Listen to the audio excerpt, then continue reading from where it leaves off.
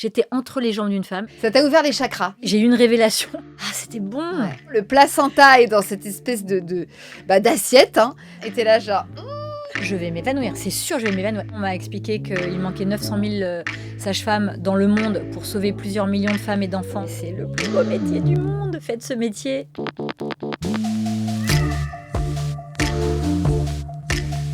Le 23 juin prochain sur France 5, vous allez voir des images que vous n'aurez probablement jamais vues ailleurs.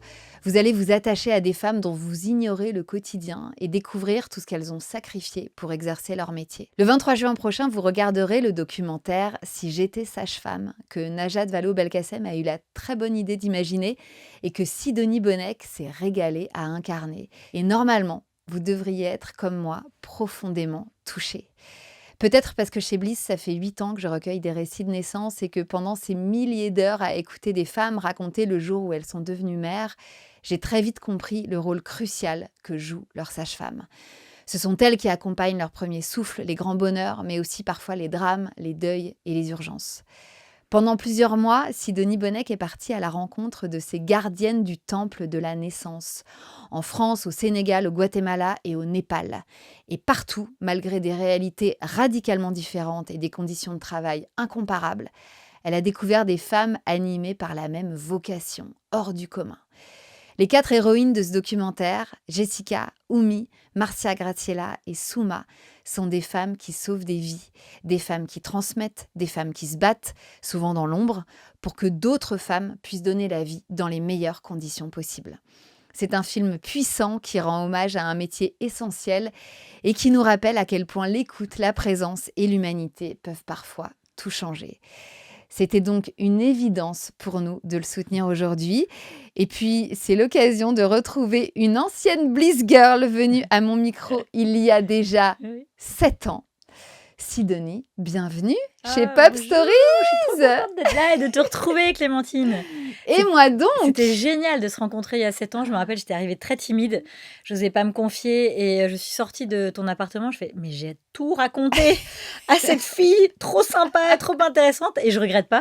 C'est vrai que souvent on me dit, ah là là, j'ai raconté des choses que je dis même pas à ma psy. Donc écoutez, tant mieux, c'est thérapeutique. C'est thérapeutique. En tout cas, merci d'être là, Sidonie. Merci, pense à nous. Est-ce que le métier de sage-femme t'a toujours intéressé, questionné pourquoi ce sujet de la sage-famerie, comme on dit, était important pour toi? Pourquoi t'as signé tout de suite pour ce beau projet? J'ai signé parce que je me suis dit, c'est quand même fou parce que c'est un métier essentiel. Rapidement, on m'a expliqué qu'il manquait 900 000 sages-femmes dans le monde pour sauver plusieurs millions de femmes et d'enfants. Donc ça m'a convaincue que oui, en effet, il y a vraiment un besoin et que ces sages-femmes sont indispensables.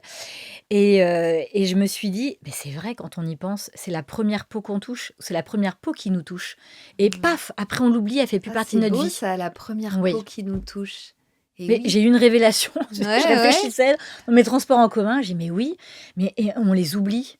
Alors, je me dis, je suis sûre que dans d'autres pays, on les oublie pas forcément, elles doivent faire partie du quotidien. Et en effet, chez nous, c'est un passage à l'hôpital, à la maternité, où on les voit avant et un peu après en suivi. Mais dans d'autres pays, elles font partie de la vie. C'est des guides spirituels comme au Guatemala. Et tout ça, ça m'a inspirée. Je me suis dit, en fait, on les méconnaît en France et il faut raconter leur histoire. Okay. Et je veux raconter leur histoire. Et alors, comment ont été choisies les 4 héroïnes, les 4 destinations? Qu'est-ce qui a l'idée, en fait, le choix de ces 4 Alors, les pays femmes ont été choisis par la réalisatrice Lorraine Canaillé, qui avait vraiment enquêté sur le sujet. Et elle voulait que ça soit représentatif, chaque pays soit représentatif d'une réalité du travail de sage-femme. Et par exemple, le Sénégal, Oumi, elle adore ses enfants, mais elle a décidé à 15 ans d'être sage-femme parce qu'elle a vu une voisine mourir de manque de soins. Elle s'est dit, je serai sage-femme et il n'y aura plus aucune femme qui mourra près de moi. C'est extraordinaire comme vœu qu'on fait à 15 ans. Et quand elle a eu ses enfants et qu'elle a divorcé, parce que c'est une femme libre, même si on ne divorce pas trop au Sénégal, elle s'est dit, écoute, il m'ennuie, je vais le quitter. Et voilà, elle a confié ses enfants à sa mère et elle est partie dans un poste de santé au fin fond de la Casamance pour aider ces femmes. Des femmes viennent la voir, mais elle ne fait pas que ça. Elle prend aussi son ambulance et elle fait 2 heures, elle va dans 3 villages chaque mois, elle fait 2 heures, 4 heures de route aller-retour, elle reste 12 heures sur place. Et là, il y a tout le village qui attend.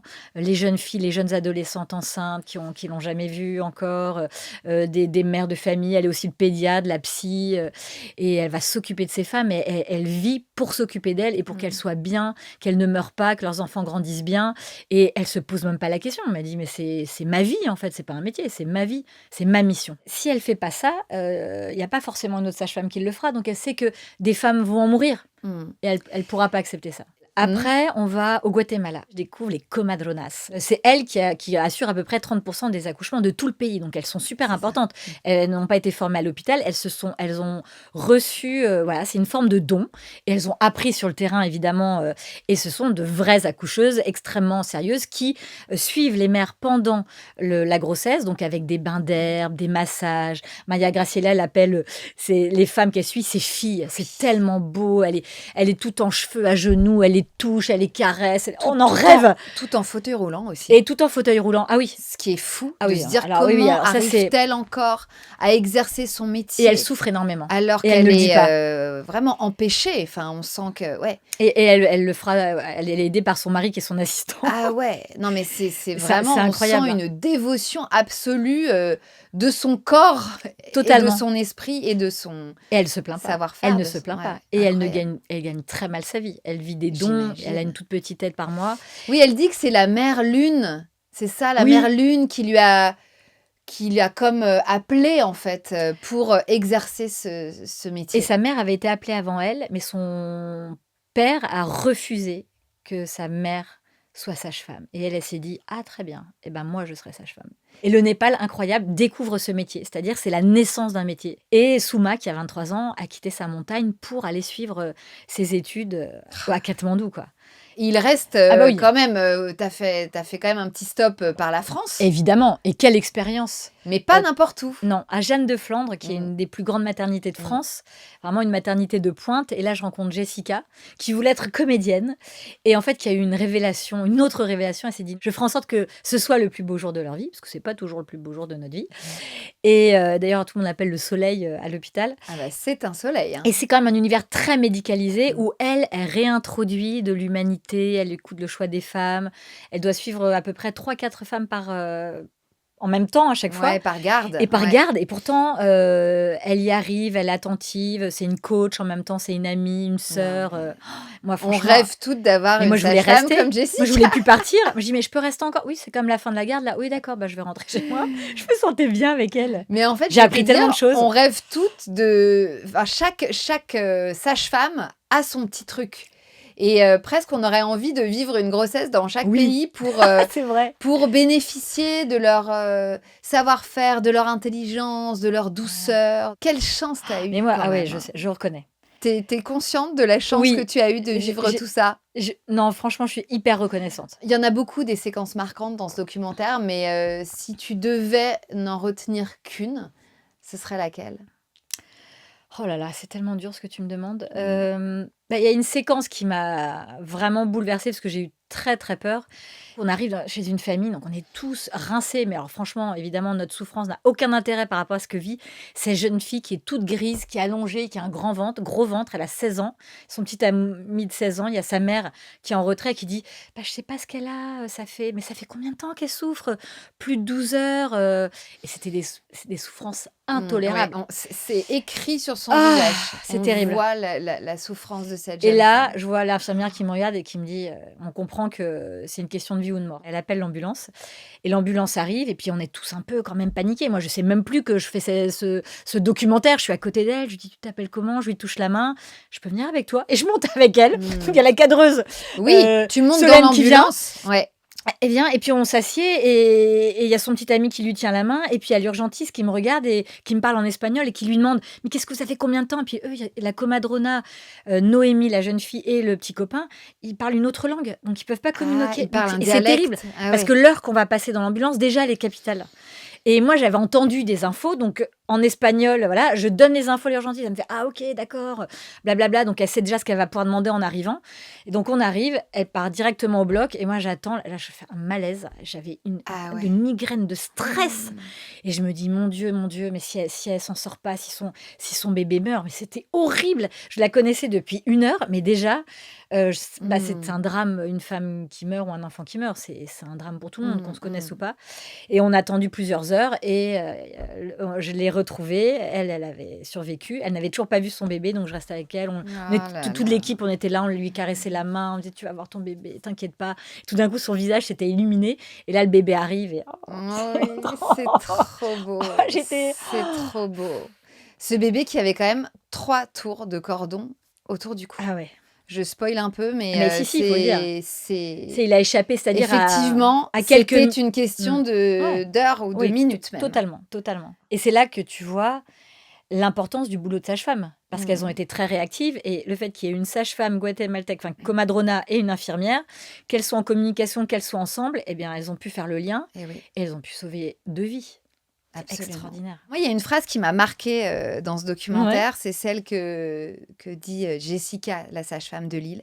Elle dit: «Ce métier, c'est 90 d'humain Ah oui, et 10 de technique». C'est c'est très fort, hein? fort, je C'est trouve, très fort. comme Ah oui, phrase. je suis d'accord. Alors après plusieurs mois d'immersion, plusieurs semaines en tout cas, est-ce que tu confirmes cette phrase, ces statistiques? 90 d'humain. Je sais pas, parce que, je sais pas si elles se rendent compte, les sages-femmes, qu'elles sont ultra formées et Mmh. ultra Mmh. compétentes, qu'elles apprennent sur le tas ou qu'elles Mmh. apprennent à l'hôpital.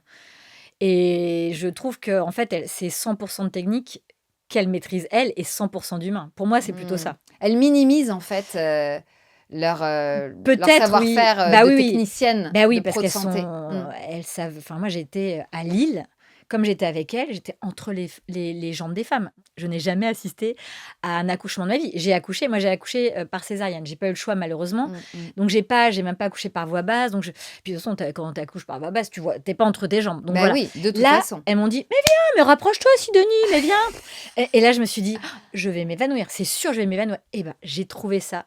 J'étais entre les jambes d'une femme, j'ai vu le bébé, je voyais le bébé un peu sortir, re-rentrer, je voyais les cheveux bruns qui sortaient de son sexe Oui! et qui étaient restés coincés comme ça. Je fais: «Bon, apparemment, il est brun», et si tu veux, c'était lunaire et et c'est quand même très, très technique parce que c'est assez violent pas la manière dont on accouche, mais la manière dont le bébé avec les contractions Et sort, oui.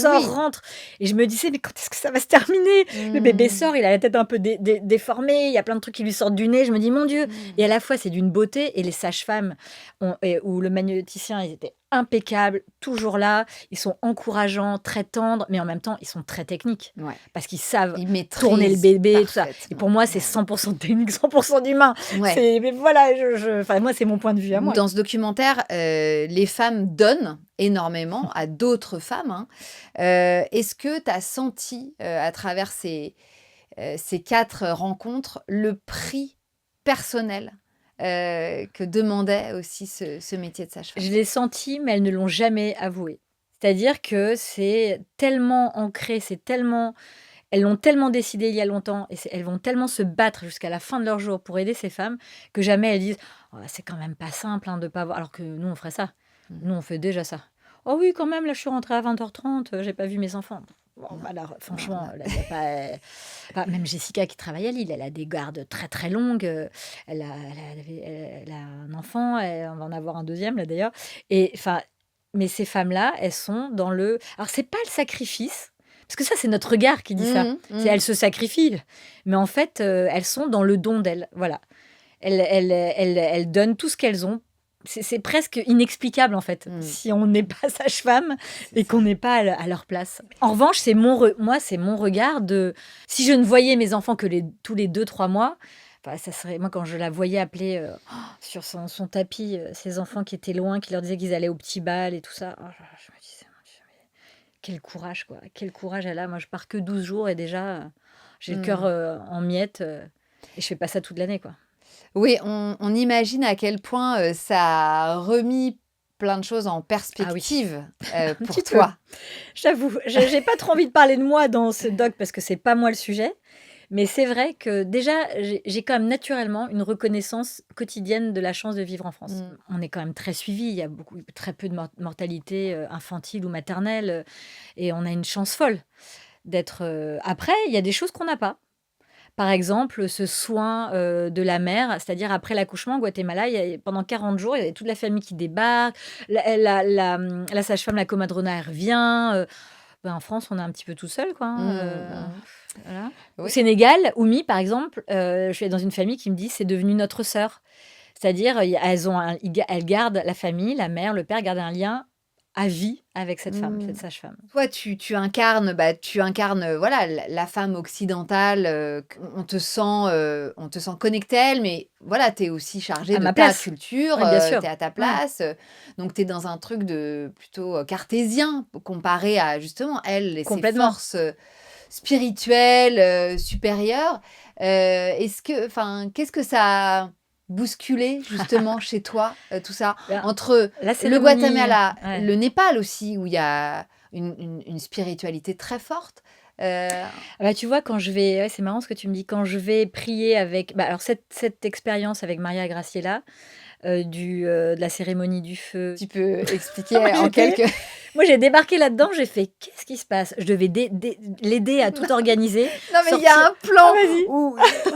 où vraiment le placenta est dans cette espèce d'assiette, hein, recouvert par un genre de sopalin et genre, il y a sous le vage du sopalin et tu es là genre: Ah oui, OK, ça c'est OK» et ça, c'est le avant la cérémonie de crémation exactement, du vas-y, placenta. exactement. Et après, il y a cette fameuse cérémonie où il faut, qui est très importante, que tout le monde ne peut pas s'offrir parce qu'elle est payante. On appelle les ancêtres, on appelle, les forces, lumineuses et obscures, pour qu'elles viennent protéger l'enfant. Et je trouve que du coup, ces séquences et ces rencontres que tu as eues avec ces femmes et ces moments entre femmes, ils ramènent aussi ça, ce truc de magie, en Oui, de fait, communauté de la spirituelle et de naissance. spiritualité, Mmh. on a tous une spiritualité différente et on peut goûter la spiritualité des autres, on peut Mmh. créer la sienne, on peut enfin, il faut être ouvert là-dessus, en fait. Ça m'a un peu Ouais, ouvert les voilà, je me suis dit, ça t'a ouvert les chakras. ouais, oui, ça m'a totalement ouvert les chakras. Ça m'a détendu Ah de la ouais, spiritualité. parce que Souma, elle dit d'ailleurs qu'on a plusieurs vies Oui, et que peut-être, on était, on était vache, singes, singe, et ou oui, c'est ce que oiseau. sa grand-mère lui expliquait. Il y avait plein de singes dans ce temple et bah oui, pourquoi pas? Mmh. Mmh. Non, mais c'est vrai que c'est beau d'aller à la rencontre de ces cultures et de le lier à ce moment de la naissance, quoi. Ça ramène, la magie Bah oui, et on voit qui que la qu'on naissance oublie est une parfois. fête Mmh. dans beaucoup de pays. Est-ce que chez nous c'est une fête? Je me posais la question. Oui, ça l'est. Quand même, Ça l'est, oui. mais on fait par exemple, au Népal, j'ai assisté aussi, à la fête d'avant accouchement. Alors pareil, c'est pas toutes les familles, La mais baby shower, quoi. la baby shower, exactement. Et c'est vrai qu'on fête, vous voyez, on voit que c'est la fête, quoi. Le bébé Ouais. arrive, après il arrive, après on le fête encore après. Je trouve ça génial, quoi. Et chez nous, oui, c'est peut-être un peu Moins moins exprimé. coloré, Mmh. moins spirituel. Comme il y a un petit moins de tradition, quand Mmh. même. Alors, tu sais, on dit souvent qu'il faut tout un village pour J'adore cette élever un expression. enfant. C'est tellement vrai. C'est évidemment, complètement vrai et on a tendance à l'oublier, nous, justement, dans nos sociétés occidentales. Est-ce que c'est quelque chose que tu as senti très fort, justement, au cours de tous ces voyages? Oh bah oui. Par exemple, au Sénégal, on est arrivé un matin dans un village en Casamance, parce qu'on savait qu'il y avait un baptême. «Bonjour, on voudrait assister au baptême». C'est vraiment une famille qui vit sur une place du village. Il y a du sable, il y a des habitations. Et ils vivent tous les uns avec les autres. J'ai passé la journée là, c'est une des plus belles journées de ma vie. Je voulais déménager avec toute ma famille dans un coin pareil. Ah Ils ouais. profitent les uns des autres tout le temps, les enfants s'amusent, ils jouent avec des poussins, avec des chiots, ça rigole, ça partage, tout le monde cuisine. Alors c'est peut-être pas tous les jours fun, je sais pas, mais il y avait quelque chose de l'amour des enfants, du village qui élevait les enfants. Mmh. Tout le monde élève tout le monde. Ah, j'ai trouvé ça magnifique. Et moi qui suis mon petit garçon qui me dit: «Ah, il va tomber, oh là là, qu'est-ce qu'il va faire?» Et là, je voyais des enfants qui avaient 3 ans et qui jouaient entre eux, et ils ne risquaient rien. Ils étaient en sécurité tous ensemble sur cette place du village. Ah, c'était Ouais, tellement ouais. joyeux, j'étais heureuse d'être là. Je me C'est dis: la «Mais fête. c'était bon!» Ouais. À l'inverse, j'imagine que tu as été, peut-être, frappée, choquée, par certaines, conditions dans lesquelles, les femmes, accouchent, loin de chez nous. Qu'est-ce qui est inacceptable? Qu'est-ce qu'il faudrait, changer, faire évoluer, urgemment, et dans quel pays Bah, ce qui est ça très t'a le dur, par plus exemple, frappée? c'est encore au Sénégal, en Casamance, de voir ou au Guatemala aussi, de voir ces femmes, adolescentes. Il y a beaucoup de femmes adolescentes qui sont enceintes. Parfois, elles le savent au bout de 6 mois, Mmh. donc il y a aucun suivi et de les voir justement sans suivi, échapper à ce suivi. Donc moi, j'ai eu de la chance de suivre des sages-femmes qui les suivaient, mais j'en ai vu aussi qui n'avaient jamais été suivies et c'est en fait, déjà, c'est terrible pour elles parce qu'en fait, ça peut très bien se passer, mais ça peut très mal se passer Mmh mh. et donc il y a beaucoup de femmes qui meurent comme ça, encore des jeunes femmes adolescentes Mmh. qui meurent parce qu'il y a pas aussi la prévention, de la contraception. Enfin, Bah ça, oui. pour moi, c'est intolérable parce que je suis dans un pays où tout ça est, même s'il y a encore du boulot, est dit, on est protégé. Et là, je me dis que c'est des femmes, elles sont victimes parce qu'elles ne savent pas. Le savoir, c'est le Mmh. pouvoir. Mmh. Elles ne savent pas et elles ne voient pas assez de sages-femmes et parfois elles ne savent pas que des sages-femmes existent. Et ça, c'est terrifiant et insupportable. Et c'est pour ça que c'est bien que le Sénégal développe cette politique, même s'il y a encore du travail. Le Népal, on voit que plein de pays se mobilisent. Mais il faut aller plus loin, il faut aller plus vite. C'est un métier essentiel quand même. Pourquoi on... je veux dire, c'est des familles entières qui sont malheureuses et décimées parce qu'une mère décède. Bah, espérons que justement en Peu à peu, ça va multipliant, les postes de soins complètement. et les pros de santé, dans ces pays où effectivement les sages-femmes sont pas monnaie courante, ça ira de mieux en mieux. Bien sûr. Et Mais ça prend ce chemin quand même. Mais... si toutes les personnes qui regarderont ce documentaire le 23 juin devaient retenir une seule chose sur les sages-femmes après ces 90 minutes, qu'est-ce que tu aimerais qu'elles retiennent? Eh bien, j'ai même pas besoin de leur dire parce qu'elles vont retenir ça toutes seules. Mais je vais vous dire un adjectif, heu, flamboyant. Retenez ça et vous me direz si ça correspond aux femmes que vous avez Mmh, rencontrées. c'est Ça vrai. fera écho. Et alors après cette immersion, si tu avais, une sage-femme en face de toi là aujourd'hui ou une jeune femme qui veut devenir sage-femme, qu'est-ce que tu aurais envie de lui dire? Bah, je lui dirais: «Mais c'est le plus beau métier du monde, fais ce métier, faites ce métier». Je trouve que ce métier est indispensable et sublime. Ah oui, c'est Sublime. sublime. Peut-être que ce documentaire, fera naître des vocations d'ailleurs, qui sait? Mais Hein? c'est possible Mmh mh. et c'est ça qui est fascinant quand on montre des portraits, d'hommes ou de femmes, c'est qu'en fait, on montre que les choses sont possibles. Mmh. Et ça Exactement. ça ça a une force et on a tous besoin de modèles, on a tous besoin de se dire: «Ah, je peux faire ça. Ah, ça c alors je même si je viens de ce milieu-là, je peux faire ça» et Mmh. ça, c'est notre rôle de journaliste aussi et moi, c'est ce que j'aime faire aussi, dans ma vie en général. C'est, comme j'ai été inspirée, j'aime bien inspirer ou montrer des gens qui inspirent parce que ça nous aide. Ça nous montre une voie, ça nous montre des voies et ça, c'est on a Exactement. besoin de ça. Et puis ça montre, toutes les façons différentes qu'il y a d'exercer un seul et même Bien métier. sûr. Et on peut se dire que, peut-être, les futures sages-femmes qui regarderont ce documentaire pourront piocher un peu de chacune, un peu de Marcia Graziella, un peu de Houma, un peu de Oumi, Oumi et Oumi, de Souma, Souma et de de Jessica. Jessica, qui ont, chacune, c'est vrai, une flamme qui brûle en elles. Enfin, c'est très fort. Merci infiniment d'avoir porté ce documentaire, nous regarderons et vous regarderez toutes, Si j'étais sage-femme, qui est déjà, disponible sur la plateforme de France Ouais. Télévisions, donc vraiment dès maintenant là, vous pouvez cliquer dessus et qui sera diffusée le 23 juin sur France 5. Merci Merci pour elle, Sidonie, pour nous. merci. Bah, Mmh.